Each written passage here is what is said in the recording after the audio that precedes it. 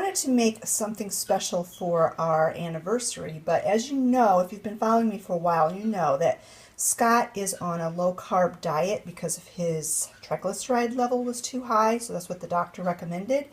So I was trying to find something that was low-carb that, you know, would be something special, and I found this recipe. It's paleo, which that doesn't necessarily mean low-carb. Well, maybe it does. I don't know. But when I Googled it, this is what popped up for low carb. It's coconut secret bars. They're like Mounds candy bars, and he loves coconut, and he loves Mounds candy bars.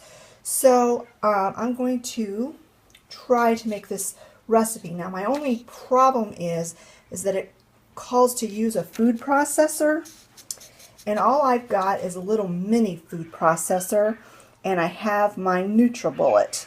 So I'm going to do the best I can using those two things that I have to try to make these. And hopefully this is a yummy recipe. It sounds really, really good. I mean, how can you go wrong with chocolate and coconut?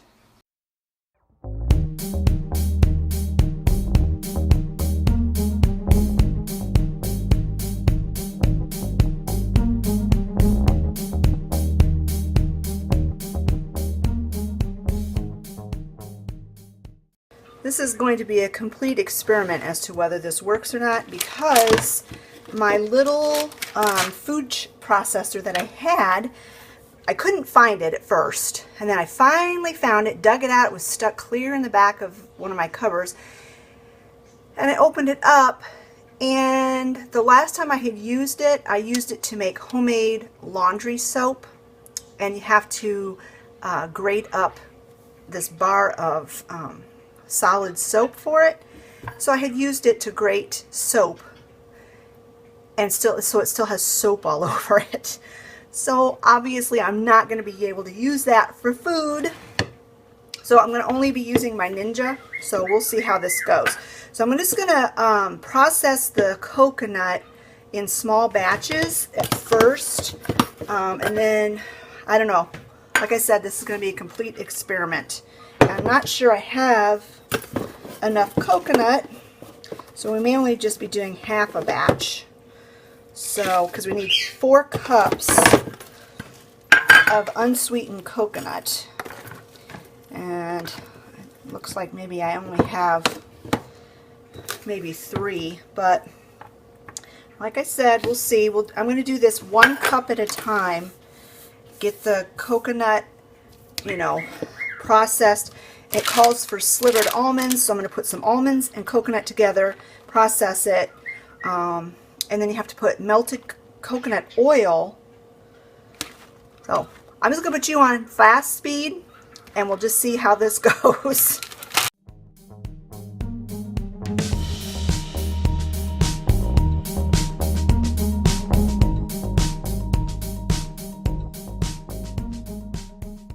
It looks like the food processor, or the Ninja, is going to work. So I'm going to do this in small batches. It called for 4 cups of unsweetened coconut and a half a cup of melted coconut oil, stevia, and almonds. So I have got 1 cup of coconut, some almonds, some stevia, and I'm going to put 2 tablespoons of coconut oil, blend this all up, and dump it in a bowl, and then I'm going to do the same thing 4 times, and it should work out as long as I have enough coconut. I'll either do it 4 times or until I run out of coconut.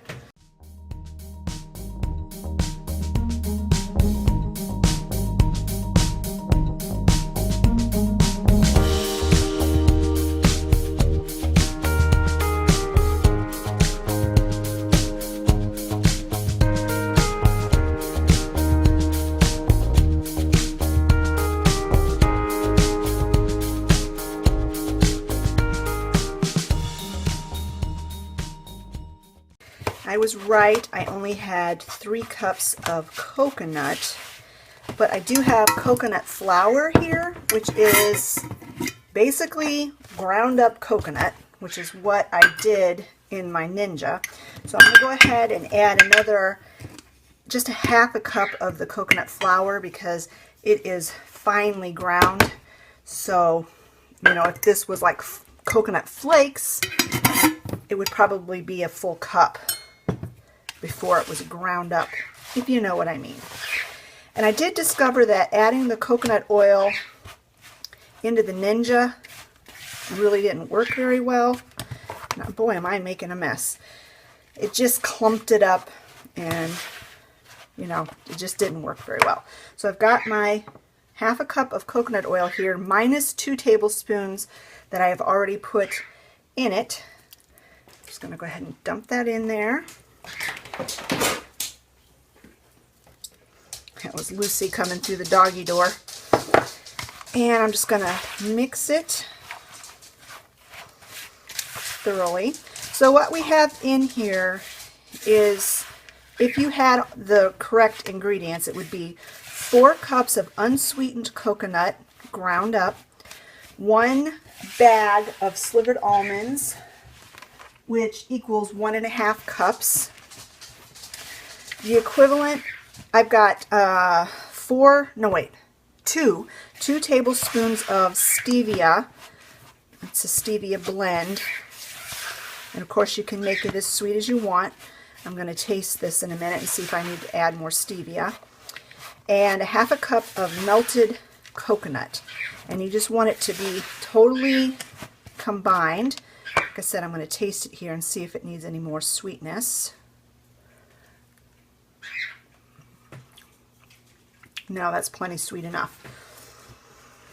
You just want it to be able to clump together. So then I have a pan here. It called for an 8x8 or an equivalent size, basically a brownie pan, lined with parchment. I'm going to dump this in, and then I'm going to press it down really firmly all around and compact it so that when we cut it into bars, it will keep its shape.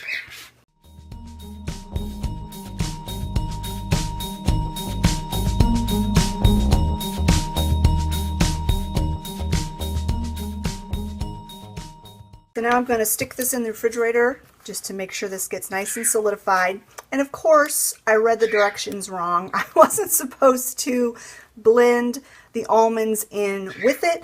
I was supposed to press it on the top of this coconut mixture after the fact, but I don't think it's really going to make that big of a difference. So I'm just going to go ahead and stick this in the fridge, let it get solidified. It won't take that long. Then you melt chocolate and you put that over the top. I'm going to be using my organic dark chocolate chips. This has been in the fridge for about 20 minutes or so, and in this measuring cup I have 1.5 cups of dark chocolate chips and 1 tablespoon of coconut oil, and I just melted it in the microwave. And so I'm just going to pour it over the top and then put it back in the refrigerator until it solidifies. I think it's going to taste really good. The texture might be a little bit funny because I can't believe I missed it. It was kind of almost in fine print where it said, at this point, add the almonds. Never even made mention about, you know, reserving the almonds for later. So I just assumed you were supposed to blend it all together. Oh well, I almost always mess up the very first time I do a recipe.